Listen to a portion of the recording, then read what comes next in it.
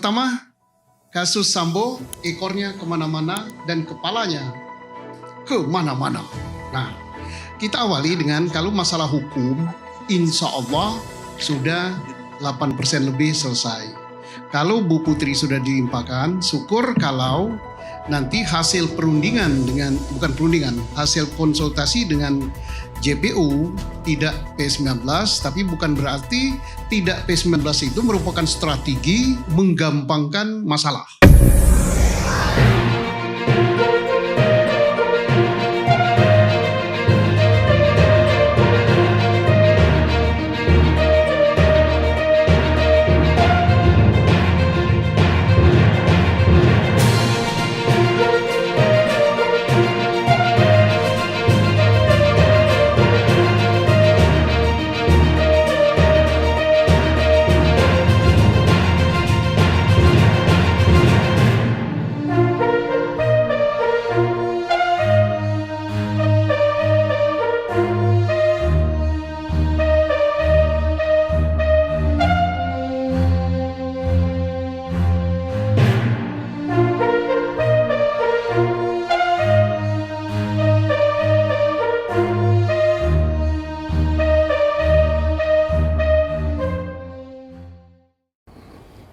Halo, selamat siang teman-teman. Kembali dengan saya Alvin Lim dari Quotient TV. Hari ini kita adalah hari yang spesial. Kenapa? Karena kita kedatangan seorang tamu yang sangat spesial, teman-teman. Seseorang yang namanya sudah terkenal, terutama di dunia kepolisian, yaitu mantan Kabar Eskrim Irjen Komjen terakhir ya, Purnawirawan Susno Duaji. Halo, selamat siang Pak. Apa kabar Alvin? Pak? Alhamdulillah sehat. Silakan Pak. Oke, terima kasih. Wah, udah disiapin kopi nih Pak Alvin. Rupanya pecandu kopi juga. Untuk berbincang-bincang juga Pak. Ya.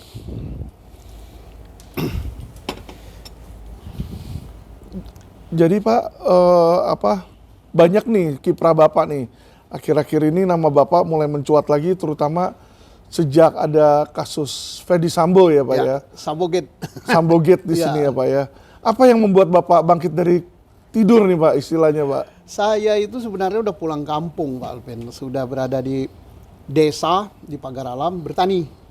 Tapi saya mendengar ada suatu hal yang ajaib ya. Kayaknya seperti rekayasa, ketidakadilan, ketidakjujuran, ketidakbenaran terhadap seorang bawahan, yaitu Brigadir Joshua Huta Barat. Dibunuh di skenario demikian, kemudian dikatakan saling tembak. Sehingga saya katakan ini ketidakadilan, ini ketidakjujuran. Saya harus keluar dari hutan, dari kebun, gitu kan. Sehingga saya bersuara terus gitu. Begitu Pak. Ini bisa dibilang bukan hanya ketidakadilan ya Pak ya, tapi kriminalisasi dan adanya keterlibatan mafia hukum mungkin Pak. Iya. Bisa nggak Pak dibilang seperti itu Pak? Iya betul. Karena kita katakan mafia itu manakala itu terorganisir ya. Iya. Dan kejahatan yang dilakukan oleh Sambo CS ini kan terorganisir. Iya. Dalangnya Sambo bersama ibu istrinya, Bu Putri. Iya. Kemudian eksekutornya si Barada E. Kemudian yang membantu merekayasa dan sebagainya si siapa namanya? Hendra. Ricky. Kemudian ada lagi siapa namanya yang sipil itu. Iya. Nah, ditambah lagi mungkin yang lain. Dan anak buah dari Pak Sambo kan 3 jenderal, ada berapa kombes, ada berapa pamen dan yang lain terlibat membuat suatu rekayasa yang nyaris sempurna. Oke. Jadi jelas ini mafia ya di dalam tubuh Polri gitu. Oke. Nah, bagus ada Bapak nih sebagai narasumber saya, karena sebagai lawyer walaupun tahu sedikit banyak tentang hukum Pak, tapi saya nggak tahu tentang institusi Polri Pak. Yang menjadi pertanyaan saya Pak, ya ini kan Sambo ini kan dia di Mabes ya Pak ya, Ya. sebagai jabatannya sebagai Kadif Propam. Ya. Nah, ketika ada hari H itu yang melakukan TKP itu infonya dari Polres Jakarta Selatan Pak.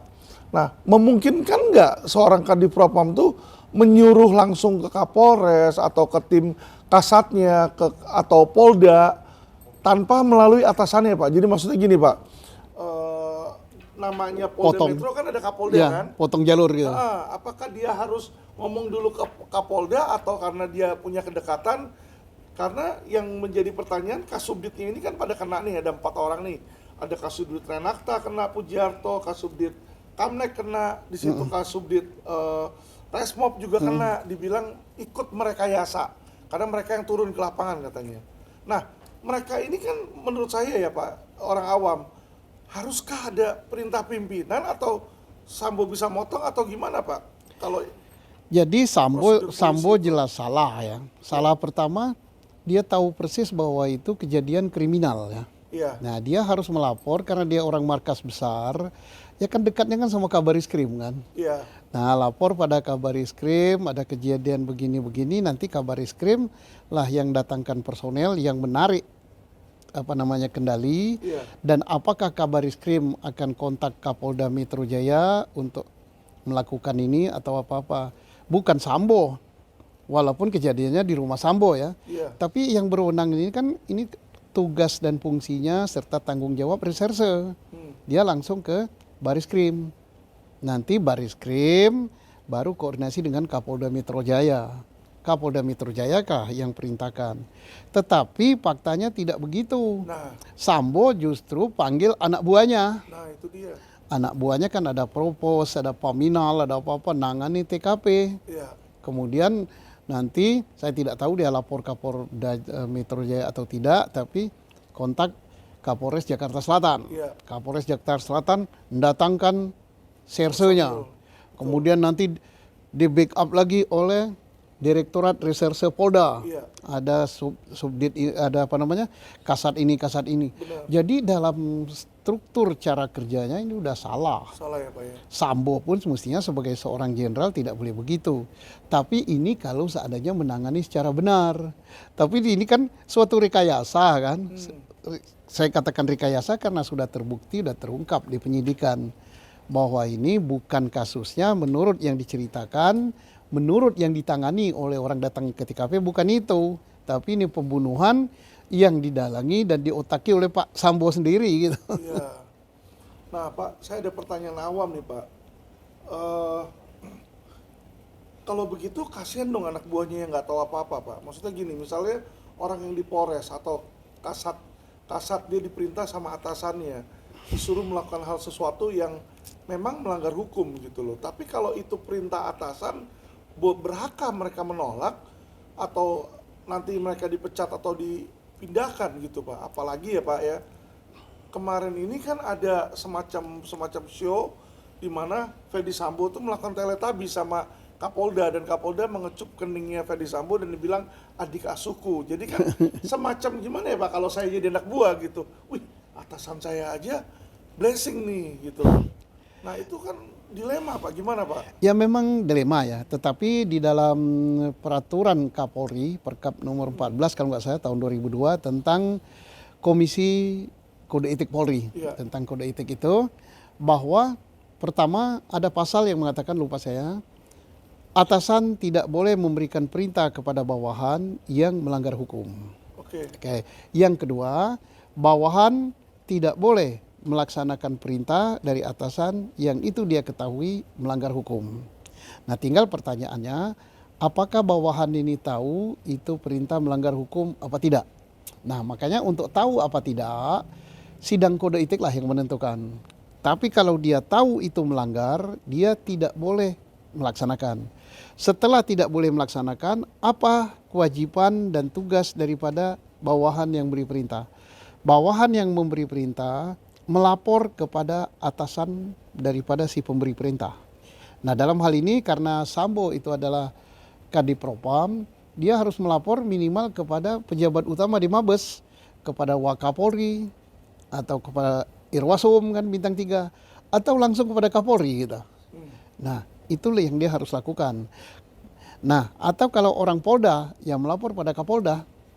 Nah, kalau melapor pada Kapolda, kata Kapolda lakukan, ya berarti Kapolda dong yang merintah. Ya. Nah, ini saya tidak tahu apakah ini terungkap atau diungkap atau digali di dalam sidang Komisi Kode Etik, karena saya nggak mengikuti itu. Baik Pak. Nah Pak, gini ya, sebagai masyarakat ini kita kan concern terhadap aparat penegak hukum kita.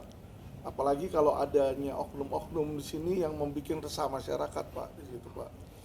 Nah, sejauh mana sih sebenarnya masyarakat untuk dalam hal mengkritik, Pak? Karena gini, Pak, ya. Saya mau kasih contoh pengalaman saya pribadi, Pak. Di bulan Oktober kemarin itu 2021 Kapolri dengan gencar-gencarnya bilang silakan masyarakat kritik. Ya kan? Nah, saya tertarik untuk ikut mengkritik. Saya bikin surat ke beliau. Saya Alvin Lim, saya mau mengkritik. Minta izin, nggak dijawab toh, tentu saja. Terus saya WA lagi ke beliau, ya kan? Saya mau bikin video, saya mau kritik di sini. Akhirnya setelah berapa banyak saya bombardir, dibalas, Pak, dibilang silakan Anda mengkritik. Nah, ketika video kritik itu saya bikin tentang belak-belakan kinerja dan kualitas Polri, yang dimana saya menggarisbawahi banyaknya oknum. Ternyata anak buahnya yang justru keberatan dan melaporkan saya, Pak, ke polisi. Jadi ada Kasubdit Renakta itu membuat laporan polisi, saya dituduh pencemaran nama baik, pasal 28 juga yang menimbulkan kebencian terhadap suku, agama, ras, antar golongan, dan Undang-Undang Nomor 1 Tahun 46 tentang HOM di situ. Pandangan Bapak bagaimana sih, maksudnya apalagi yang masyarakat kita harus lakukan kalau kita minta izin aja udah, tapi disikat sama anak buahnya, Pak? Jadi begini, pertama Pak Alvin, negara ini negara demokrasi. Betul. Yang kita perjuangkan bersama dari negara otoriter, negara zaman Orde Baru ya. Kita perjuangkan dengan jiwa, korban jiwa, nyawa, darah, air mata, dan keringat. Berubahlah dia. Tahun 98 kita mereformasi negeri ini menjadi negara demokrasi. Dampak daripada negara demokrasi adalah kebebasan mengeluarkan pendapat. Kemudian patut kita contoh juga, Pak Alvin, ya. Pak Presiden, Pak Jokowi mengatakan silakan dikritik saya. Tong saya dikritik juga nggak apa-apa. Kan banyak sekali yang kritik presiden. Betul. Dia dituduh, bukan lagi kritik. Kalau presiden itu udah lebih kejam dari kritik, bahkan sudah fitnah. Iya. Dituduh apa terakhir ini PKI, ijazah palsu. PKI, ibunya itu bukan ibunya benar. Iya. Terus apalagi bapaknya bukan itu, tapi anak Cina dan sebagainya. Iya. Tapi presiden masih ketawa-ketawa aja gitu. Betul. Ini contoh daripada seorang presiden. Contoh yang baik ya, Pak? Ya, bahkan di dalam pidato beliau katakan, jangan mengkriminalisasi orang mengkritik. Masih ada itu pidatonya presiden. Artinya silakan, jangan terlalu gampang gunakan dikit-dikit undang-undang ITE. Kemudian pencemaran nama baik. Bahkan dulu sudah dikumpulkan oleh Menko Polhukam, Kapolri dan sebagainya. Apa yang bisa di ITE-kan itu? Nah, jadi artinya kritik itu dalam negara demokrasi harus disyukuri, harus dipelihara. Syukur-syukur kalau kritiknya itu benar. Lah makanya sejak adanya kita berubah jadi negara demokratis, banyak kritik, banyak apa-apa. Ya kepada aparat yang dikritik itu mungkin Pak Alvin ya, dia salah beli telinga ya Pak. Kan telinga ini modelnya macam-macam. Ada model yang tipis ya. Yang tipis mungkin buatan negara mana, buatan mana. Beli telinga yang agak tebal dikit. Kalau telinganya tipis, gampang merah gitu. Jadi saya kebetulan sejak negara demokratis sudah beli telinga yang agak tebal dikit. Jadi gitulah Pak Alvin, walaupun saya katakan guyon. Jangan yang dicari itu justru salahnya. Kalau ada pengkritik, yang dicari itu adalah materi daripada kritikannya. Kalau benar, wajib dikasih pujian, terima kasih kritikan Anda. Kemudian kami akan tindak lanjuti beneran untuk perbaikan. Dan kemudian karena yang dikritik oleh Pak Alvin itu lembaga, enggak salah. Lembaga itu bukan pemiliknya, itu orang yang mengawaki lembaga itu bukan. Lembaga manapun di Republik ini miliknya rakyat. Polisi itu miliknya rakyat, kejaksaan miliknya rakyat, pengadilan miliknya rakyat yang membiayai, kita yang dipungut pajak, dipungut apa-apa. Kitalah yang mendesain itu. Jadi kalau tidak mau dikritik ya jangan jadi pejabat gitu. Jangan misalnya dikritik sedikit, hasil kritikan, materi kritikan tidak ditindaklanjuti, tapi dibuat rapat, dianalisis, dikaji di mana salahnya orang ini. Kalau bisa kita tangkap. Lo bukan itu yang dimaui oleh pengkritik, tapi pengkritik ini maunya ada perbaikan. Nah, kenapa dia bersuara keras dan mungkin kadang-kadang kasar ya? Mungkin ya Pak Kalvin ya. Mungkin si pengkritik ini kesel. Sudah disindir nggak mempan. Di ini nggak mempan. Akhirnya wah hantam beneran. Ya syukur kalau dia hantam itu benar misalnya. Wah bapak ini nerima ini dan ada buktinya. Ya udah tindak lanjuti itu. Tapi kadang-kadang ya aparat kita ini, tapi bukan di Indonesia loh Pak, di negara sono lah, atas angin lah. Yang dicari itu kalau orang mengkritik, isi kritiknya itu diabaikan, tapi yang dicari apa kesalahannya. Pasal apa yang diterapkan. Kalau ada pasal karet, karetnya itu bisa melentur, ini dicari gitu. Banyak kan pasal-pasal karet itu. Apa contohnya? Mencemarkan nama baik. Tapi kalau kita tanya, emang nama lu baik gitu. Kan susah kan? Betul. Mestinya Pak Alvin kalau dikatakan mencemarkan nama baik, ya nanya juga. Apakah nama bapak baik gitu? Ya mungkin namanya baik ya. Karena namanya itu diberikan pada hari Jumat Kliwon atau hari apa gitu. Jadi aneh orang Indonesia ini kan. Dikit-dikit mencemarkan nama baik. Emangnya yang tahu nama kita baik itu kita. Nah, yang tahu nama baik kan orang lain. Kalau namanya baik ya nggak dilaporkan gitu. Jadi tanggapan saya, pertama aparat jangan tipis telinga. Kemudian penuhilah apa yang dikatakan oleh Pak Presiden. Contohlah Pak Presiden tidak gampang terkena. Kemudian Kapolri pun kan berkali-kali mengatakan siapa yang mengkritik dia sahabatnya kan. Betul. Sahabat saya, tapi itu jangan live service saja, buktikan. Nah buktikan itu harus sampai ke level bawah, dia kasih instruksi. Kalau ada yang mengkritik gini-gini jangan ditanggapi dengan dicari-cari pidananya, tapi dia jadikan sahabat, minta masukan, kalau kurang jelas diminta kejelasan, kemudian tindak lanjuti. Semoga ke depan Indonesia kayak gitu. Yang saya ceritakan tadi di negeri atas angin sana. Atas angin, ya, bukan. Soalnya kalau saya katakan di Indonesia nanti saya dituntut loh. Enggak sih Pak, karena ada contohnya satu Pak. Jadi di dalam kasus saya ini Pak, saya bilang Polda Metro sarang mafia. Nggak lama kemudian kasubdit-kasubditnya beredel-beredel pada dicopot, merekayasa di situ. Tapi saya sempat dilaporin dulu, mereka keberatan tuh dibilang Polda Metro sarang mafia. Padahal Polda Metro ini kan menunjukkan sebuah tempat ya, menemukan sebuah tempat, dan itu pun di dalam video saya berikan rekaman Pak, di mana ketika korban investasi bodong mau coba cabut laporan polisi, diperas 500 juta untuk SP3. Bisa dibuktikan itu dari ada rekamannya Pak di dalam saya punya YouTube itu. Nah terus nggak lama kemudian sama dengan Kejaksaan Agung Pak. Kejaksaan Agung, saya bilang Kejaksaan Agung sarang mafia, banyak oknum. Bahkan ada petinggi oknum Jenderal Bintang 2 ya kan yang terlibat menjadi oknum, dan saya buktikan ada rekaman, ada bukti surat di mana si oknum Jenderal Bintang 2 itu mengembalikan uang suap tersebut dan sudah diputus sama Jaksa Agung, terbukti sebagai mafia hukum. Ya mudah-mudahan saja apa yang dilaporkan, yang diceritakan Pak Alvin itu benar adanya ya. Dan aparat dalam hal ini kepolisian dan kejaksaan menindaklanjuti. Karena tidak cukup misalnya orang yang telah menerima suap dengan dikembalikan itu nggak cukup kan. Karena peristiwa pidana udah terjadi. Kalau kita memang mau berbenah di Republik ini, apa yang dikritikan atau yang dilaporkan oleh Pak Alvin itu harus ditindaklanjuti dong.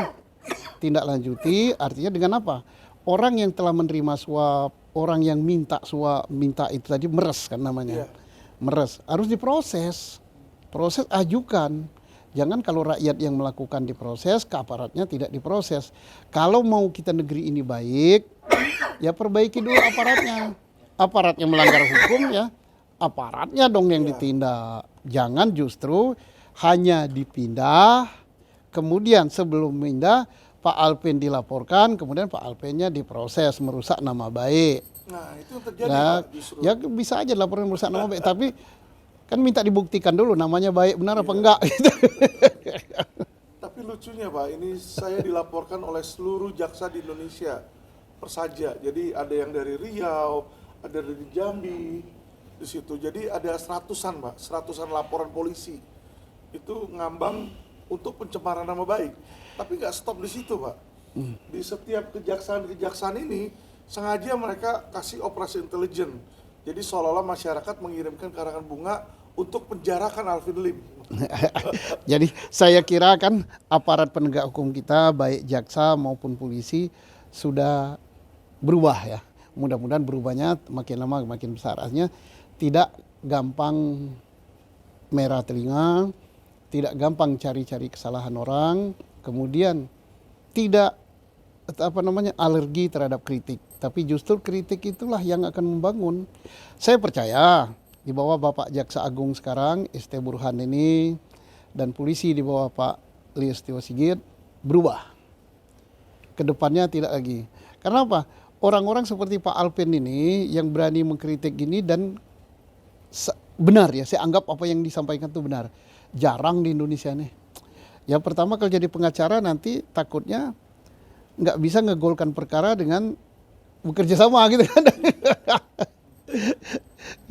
Tapi artinya jarang yang mau menyampaikan hal-hal yang benar secara benar.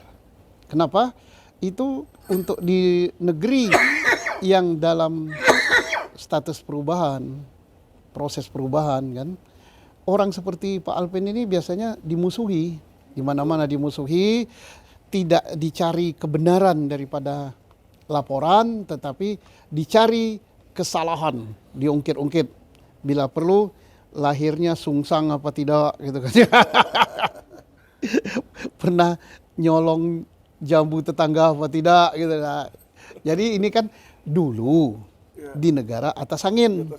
Kalau di Indonesia enggak, Indonesia enggak ada lah. Masa Indonesia begitu? Indonesia penegakan hukumnya bagus kok. Jadi mudah-mudahan di negeri kita tidak ada yang seperti itu. Nah Pak, menindaklanjuti berita yang terjadi barusan, itu terutama yang menimpa Jawa Timur ya Pak ya. Jadi kan Irjen Niko Afinta ini Kapolda Jatim baru aja dicopot. Nggak lama dicopot, diganti dengan Teddy Minahasa. 3 hari kemudian Teddy Minahasa dibilang terlibat menjual barang bukti narkoba di sini. Maksudnya kalau ini memang benar-benar terjadi, kalau jenderal-jenderalnya aja, mohon maaf ya, mereka banyak yang kita bilang penjahat, kalau dia jual barang bukti kan penjahat itu ya. Menurut Bapak sudah seberapa parah sih ini Polri? Silakan. Mungkin ada yang lagi ngerasani kata orang sekitar mana. Jadi begini Pak Alvin, saya ikut prihatin sekali ya. Tetapi siang malam saya berdoa, mudah-mudahan kejadian yang menimpa Pak Teddy Minahasa ini tidak benar gitu. Mudah-mudahan salah ya kan. Itu doa saya. Ya Allah, mudah-mudahan yang menimpa ini informasi ini salah. Ya, informasi ini salah, artinya Pak Teddy Minahasa tidak bersalah. Itu doa saya. Tetapi kalau sudah ditetapkan jadi tersangka dan terbukti dia bersalah, waduh, bukan lagi menggoyang ya, tapi kalau yang ombak gitu, tsunami. Nah, tsunami. Dan saya sebagai seorang reserse berprasangka, berperanggapan, naluri reserse saya berbicara, kalau ini benar dan terbukti, saya yakin ini bukan sekali ini dia lakukan hal-hal seperti ini. Sering. Kenapa? Ini kan suatu rangkaian ya. Ada yang nyiapkan narkobanya, anak buahnya kan. Kemudian kan tidak langsung seketika detik itu juga kan. Berarti ini kan sudah ada terjalin kerjasama. Organize. Di Padang, di Jakarta, bahkan ada Kapolseknya juga yang terlibat. Nah ini saya prihatin sekali. Berarti di dalam tubuh Polri ada seperti ini. Nah apakah ini jaringan ini lama dan sebagainya? Sehingga saya berpikir harus dicari database di polisi siapa saja Polri yang pernah terlibat narkoba. Karena dulu pernah saya baca beberapa berita atau dengar informasi banyak ya Bintara, perwira pertama, bahkan ada mahasiswa PTIK loh. Dulu saya tahu ada informasi mahasiswa PTIK terlibat sebagai penjual dan pecandu. Tapi nggak tahu saya apakah dia dipecat atau tidak dipecat, apakah terus sekolah, apa sekarang sudah jadi polisi tetap, karirnya mulus apa tidak, ini harus diawasi. Kalau mudah-mudahan polisi punya database ini, kalau tidak diawasi pangkatnya naik terus, bisa jadi jenderal, wah bisa-bisa nih jadi pedagang besar narkoba. Nah jadi saya tanggapi hal ini, kalau betul ini terjadi sangat memprihatinkan. Terungkap ke permukaan satu jenderal, bintang 2, dan ini mungkin ada bintang 2 atau bintang 1 atau bintang berapa yang lain yang seperti ini. Jadi ini keprihatinan untuk Pak Sigit. Jangan dianggap enteng ini. Dan ini bukan single yang bermain di sini, tapi ini jaringan. Prihatin sekali kita. Tapi itulah, ya mudah-mudahan saja tidak benar ya. Kalau benar sangat memprihatinkan. Jadi polisi ini kan kalau berdasarkan Undang-Undang Nomor 2 Tahun 2002 tentang kepolisian itu sebenarnya tugasnya melindungi, mengayomi dan melayani dan mengayomi masyarakat. Ya, menjaga keamanan ketertiban masyarakat dan penegakan hukum yang ketiga. Ya. Tapi pada dasarnya ya oknum-oknumnya banyak sekali yang malah mereka ini menjadi semacam orang suruhannya ya, atau kalau enggak kaki tangannya dari penjahat-penjahat mafia-mafia kelas kakap nih Pak, yang dilihat kayak contoh konsorsium 303 tentang perjudian kan, itu muncul brosur tuh yang 2 ya, yang ada 2 versi brosur ya, yang dimana itu kalau kami orang awam saya melihat itu terinci sekali Pak, bisa seperti itu Pak. Itu bagaimana tuh pandangan Bapak? Ya, saya juga terima brosur itu dan saya menganalisa yang membuat brosur itu nampaknya dari dalam. Kenapa? Dari stylenya brosur, dari gaya cara penulisannya, data-datanya, yaitu seperti orang berpengalaman di polisi buat itu. Karena kita kalau paparan biasanya kan presentasi kayak gitu lah model-modelnya. Satu. Nah, saya berpikiran ada 2 tanggapan saya. Yang pertama, terjadi perang informasi di dalam gitu. Satu kelompok benci sama kelompok lain, kan keluar 2 brosur kan. Brosur pertama begini bunyinya, brosur kedua begini bunyinya. Sehingga tidak ada yang bersih. Semua orang ini, yang kelompok ini salah besar, yang kelompok ini salah besar. Dan melibatkan petinggi Polri. Bintang 3 kok. Bintang 3 sampai ke bawah, pimpinan di daerah, ini bahaya sekali. Kemudian timbul the big question, itu really, ini benar apa enggak? Nah, ini harus dijawab oleh Kapolri, harus dijawab oleh Polri untuk meningkatkan citra Polri. Nah, karena perintah dari Presiden buat solid Polri ini, tingkatkan, kembalikan kepercayaan masyarakat pada Polri. Nah, caranya apa? Tidak boleh didiamkan begitu saja. Harus diperiksa, kalau memang ada yang terlibat, ya tindak. Tapi kalau tidak ada yang terlibat dan itu tidak benar, harus ada statement resmi dari Kapolri atau dari Dip Humas Polri bahwa brosur ini tidak benar, ini fitnah, ini apa-apa. Harus itu, tapi tidak bisa dikatakan statement itu langsung maju ke depan mic katakan ini nggak benar, ini fitnah. Periksa dulu dong nama-nama itu. Diperiksa, dibuktikan, kemudian sipil yang katanya dia adalah bandar judi itu tangkap dong, periksa. Nah, ada nggak data? Tapi kalau misalnya data ada, bukti transfer ada, bukti nerima duit ada, betul ini, tidak. Maka nama polisi akan baik. Artinya apa yang dikatakan oleh Pak Kapolri bahwa siapapun yang bersalah akan saya potong katanya. Kan gitu kan Kapolri dengan tegasnya. Bila perlu katanya dua tingkat di atasnya. 2 kepala, kalau busuk di sini sikat. Buktikan itu.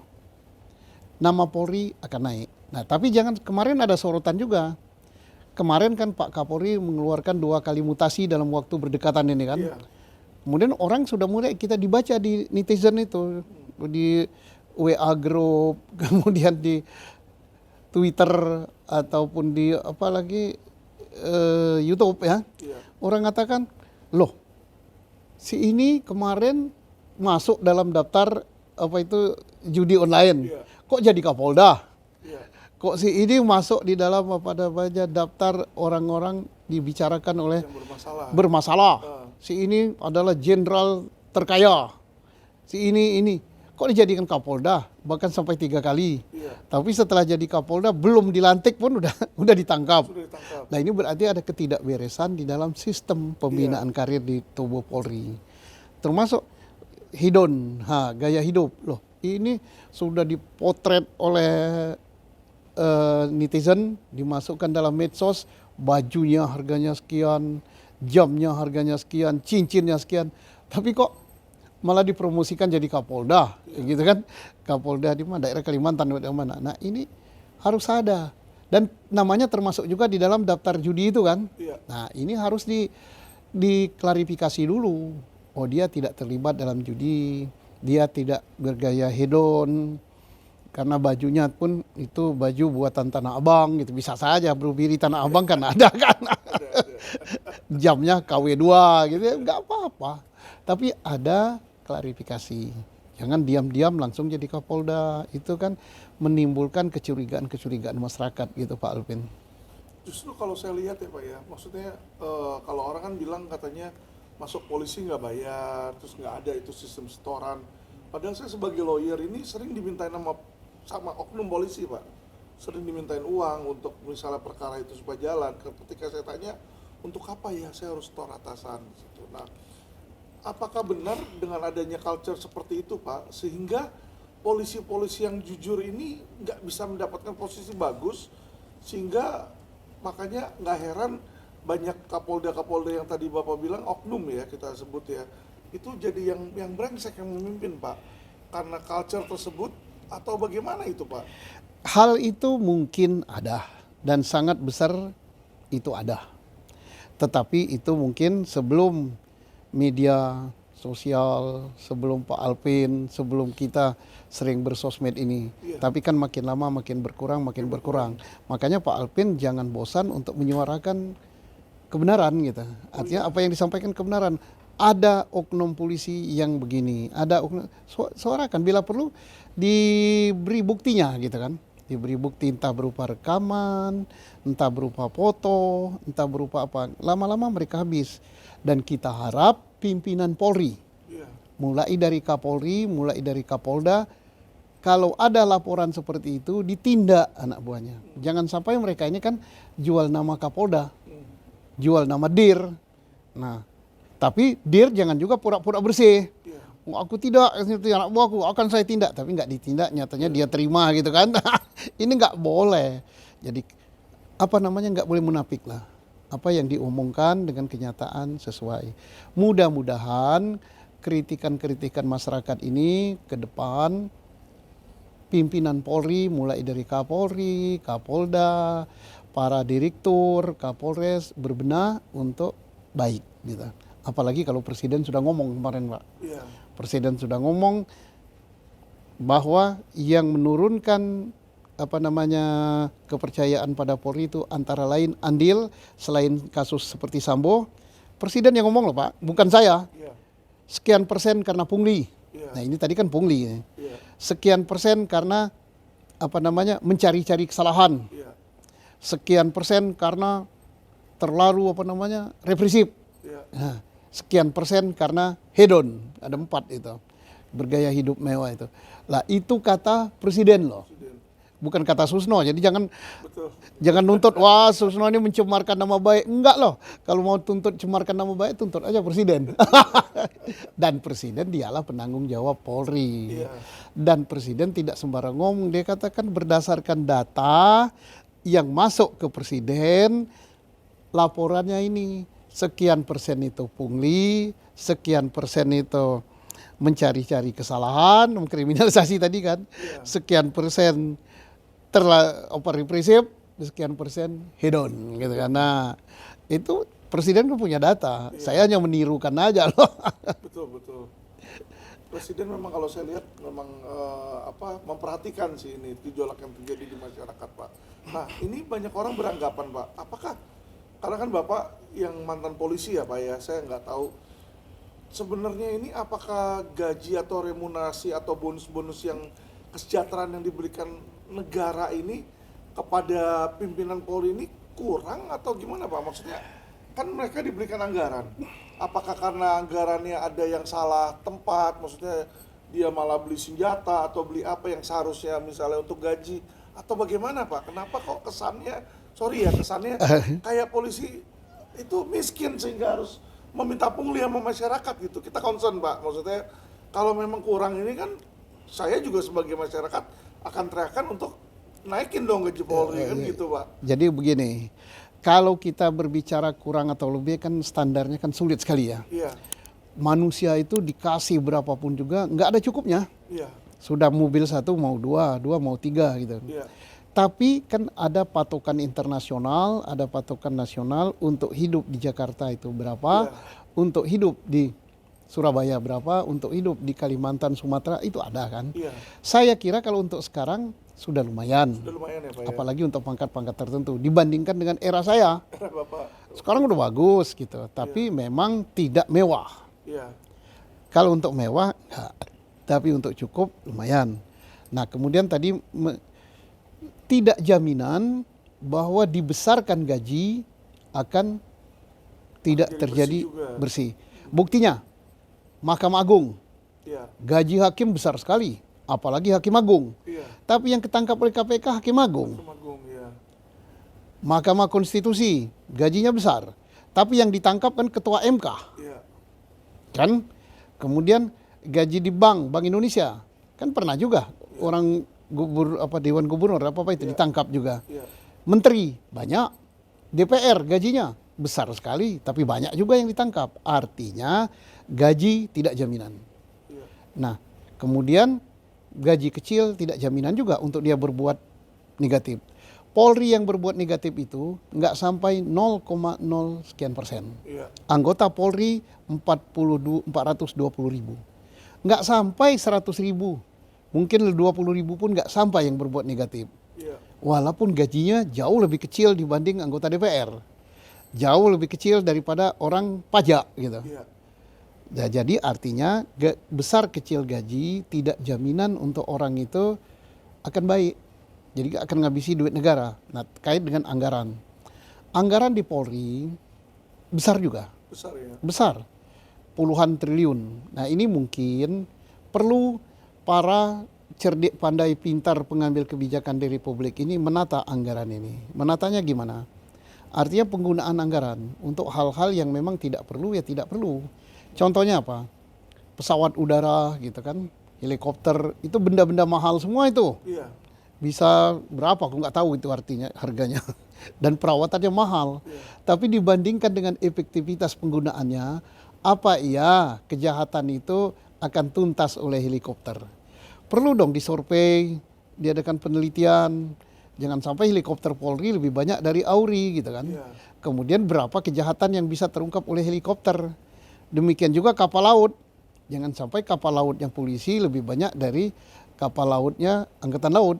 Nah, segi manfaat diteliti ini. Diteliti sudah berapa kejahatan yang bisa diungkap oleh kapal laut dan itu. Nah, sehingga nanti anggaran yang untuk kapal laut, anggaran untuk helikopter kan pesawat udara bisa digunakan untuk lain, misalnya meningkatkan kesejahteraan Polri yang bekerja di kota besar. Meningkatkan kesejahteraan anggota Polri yang di daerah terpencil. Anggarannya tetap, misalnya anggarannya 25 triliun, ya 25 triliun. Tapi jangan digunakan untuk pembelian hal-hal yang tidak berguna. Betul, setuju saya itu Pak. Nah, Kapolri kita ini, Listio Sigit, dia selalu bilang tentang hukum tajam ke atas, bahwa janji beliau di depan DPR tuh hukum tajam ke atas Pak. Saya sebagai seorang praktisi hukum, sebagai seorang lawyer ya, sampai detik ini Pak, ya saya sangat terheran-heran itu kasus investasi bodong itu nggak jalan Pak. Ya jadi maksudnya gini loh, kalau kasus curi ya, si A nyuri uang B yang kecil-kecil itu, oh itu cepat, bisa cepat. Tapi kita bicara kasus 7,5 triliun mahkota, ya, Oso Sekuritas, itu saya udah laporin 3 tahun Pak. 3 tahun naik ke sidik aja susah. Itu kemarin kita sampai demo segala di Polda Metro. Akhirnya setelah naik sidik, itu polisi nggak berani menetapkan tersangka. Ya, jadi mahkota mandek, narada mandek, minapadi mandek di situ. Ini menurut Bapak, kenapa sih yang membuat polisi ini, apa mereka takut sama penjahat atau ada unsur melindungi kah, atau apa yang terjadi kok kenapa kasus investasi bodong itu terkesan mandek ya Pak ya di situ ya? Jadi begini, Jalan di situ. saya sangat sependapat dan terngiang-ngiang di sini apa yang dikatakan Pak Mahfud. Iya. Bahwa mafia hukum itu ada, kata Pak Mahfud kan. Iya. Siapa? Ya ada di kalangan level penyidikan, level penuntutan, kemudian level pemutus hakim, termasuk pengacara. Ya pengacara pihak lawan gitu kan, pengacara yang dilaporkan, kan mereka pakai pengacara juga kan. Iya. Saya tidak tahu apakah di sini ada permainan itu atau tidak. Kalau sampai 3 tahun. Iya. Nah semestinya Pak Kapolri, kalau memang ini udah lama sekali nggak jalan, tarik dong ke markas besar. Iya. Kalau misalnya di markas besar masih nggak jalan juga, dengan secara apa namanya konvensional oleh Baris Krim, buat tim dong. Iya. Di tim itu misalnya ada Baris Krimnya, ada Intelnya, ada Propamnya, gitu kan. Kemudian ada dari Irjennya, kan tidak salah gitu kan. Digabung, kemudian tim inilah yang bekerja. Tidak boleh dia mengerjakan menindak memproses perkara lain, tugasmu hanya ini saja. Selesaikan berapa tadi? Mahkota. Tiga laporan ini. Selesaikan, kamu saya beri waktu sekian. Masa nggak selesai? Wong mencari pembunuh daripada mayat misterius saja bisa polisi kok. Apalagi cuma ini. Terkait dengan sektor keuangan, sektor perbankan, ini kan duit ini kan. Ini kan jejak elektroniknya kan banyak kan. Pasti ada rekening, pasti ada duitnya disimpan di mana, pasti ada transfer, pasti ada perjanjian kan. Apa sih susahnya? Jadi mestinya tak perlu sampai unjuk rasa, tak perlu sampai ini. Tetapi ini kalau dia berjalan normal kan. Tapi di Republik Atas Angin ya, ada juga yang nggak normal. Yang nggak normal apa? Di Republik Atas Angin itu kata Pak Mahfud ada mafia hukum itu ada. Nah inilah yang harus kita antisipasi. Sudah diantisipasi oleh Pak Alvin dengan melaporkan unjuk rasa dan sebagainya. Ya mudah-mudahan Kapolri tergugah, Wakapolri dan elit-elit Polri tergugah sehingga ini dibentuk tim. Karena apa? Kita memaklumi juga Kapolri itu tugasnya itu banyak. Kita lihat aja waktu Pak Kapolri Pak Sigit naik jadi Kapolri, terlihat wajahnya cerah, masih muda kan, 3 bulan gagah sekali kan. Begitu ada kasus Sambo, begitu ada kasus apa, saya kasihan lihatnya. Begitu gitu kan. Sampai kemarin dia baca pengumuman tuh sampai begini kan, gemeter kan. Nah ini beliau itu lelah, capek. Mungkin kalau dibolehkan mundur, udah mundur. Jangan dikira Jenderal bintang 4 nggak boleh mundur. bukan. Kalau masyarakat biasa, jangan dikira jadi Kapolri itu enak dong. Oh, makanya 200 juta yang mau jadi Kapolri hanya 1 aja kan. Jangan dikira enak jadi Kapolri itu. Banyak sekali pikirannya, banyak sekali apa-apanya. Jadi, tapi walaupun kita guyon-guyon kayak gini, mudah-mudahan kedengaran oleh beliau bahwa ada perkara yang sudah berapa tahun tadi Pak? 3 tahun. 3 tahun berhenti. Kemudian beliau perintahkan Kabaris Krim tarik perkara ke Mabes kan. Kemudian bentuk tim tindak lanjuti. Karena ini kan mengakibatkan kerugian pada orang banyak ya. Iya. Para 6.000 orang. 6.000 orang gitu. Tangani gitu, proses gitu. Kalau Kapolri kan gampang dia merintahkan. Yang susah merintahkan itu kan saya. Saya kan nggak ada kekuasaan aja. Tapi nggak mungkin lah jadi Kapolsek saya ini. Situ ya Pak ya. Ya. Nah, Bapak kan sebagai mantan jenderal polisi, Komjen, kira-kira nih Pak, saran apa yang Bapak bisa berikan kepada masyarakat nih, netizen nih terutama ya, karena masyarakat Pak, kalau saya lihat nih Pak, sebenarnya mereka tuh sangat cinta sama Polri. Kenapa Polri itu setiap kali ada berita Polri kalau yang jelek atau bagaimana tuh cepat banget gitu ya? Karena polisi itu sangat diawasi, sangat dilihat oleh masyarakat, mereka yang langsung bersentuhan gitu loh. Nah, karena Bapak yang mengetahui di dua alam, maksud saya di dua alam, sebelumnya Bapak di kepolisian tahu lah plus minusnya lah. Ya sekarang Bapak udah pensiun pun juga kan tahu sebagai masyarakat nih. Kira-kira saran apa Pak yang Bapak bisa, atau pesan apa yang bisa Bapak sampaikan kepada masyarakat netizen agar mereka ya bisa cerdas, pintar, dan memberikan apa ya istilahnya kontribusi yang positif lah bagi kepolisian. Jadi begini, Polri ini milik masyarakat. Ya. Dan ini harus disadari oleh anggota Polri. Polri bukan milik mereka loh. Yang punya adalah rakyat Indonesia. Yang kedua, Polri tidak mungkin ditiadakan polisi. Negara manapun juga di dunia ini boleh saja tidak ada tentara. Banyak kan negara tidak punya tentara kan. Tapi polisi harus ada. Nah, dibenci kayak apapun juga polisi tetap harus ada. Nah, faktor inilah yang menyebabkan bahwa demikian besarnya perhatian masyarakat kepada Polri. Polri harus ada, tidak boleh nggak ada, kemudian Polri milik dia, dan Polri harus sadar bahwa dunia sudah berubah, mereka harus berubah. Berubah bagaimana? Berubah menurut kemauan si pemiliknya. Pemilik polisi kan masyarakat kan. Nah, kepada netizen apa? Netizen sudah sadar ini bahwa dia pemilik Polri, Polri harus berubah, kemudian Polri harus tetap ada. Sehingga dia kritik habis-habisan supaya Polri berubah menurut alam demokratis. Nah, kritik ini bukan kebencian. Ini wujud kecintaan karena itulah yang dimaui masyarakat. Tapi Polri pun harus sadar dunia sudah berubah. Tidak waktu seperti zaman saya jadi polisi dulu. Zaman saya jadi polisi dulu kalau saya mukul orang gini nggak masalah. Nanti bahkan dia yang minta maaf gitu kan. Sekarang jangankan gitu, mobilnya kesenggol aja langsung dipoto. Bisa 3 tahun jejak elektroniknya masih ada. Nah ini harus disadari. Nah kepada masyarakat dulu. Kepada masyarakat saya katakan, jangan bosan untuk mengkritisi Polri. Tapi kritis yang bersifat membangun. Untuk perbaikan. Berikan solusi supaya Polri ini tambah baik. Karena ini milik kita bersama. Yang akan merasakan dampaknya kalau Polri ini baik atau Polri ini jelek adalah kita. Kalau kita tidak, mungkin anak, mungkin cucu kita. Jadi jangan pernah bosan. Kalau kita bosan mengkritisinya, maka Polri-nya akan terjadi semua gue. Yang kedua, kepada Polri sendiri, berubahlah. Dunia sudah berubah.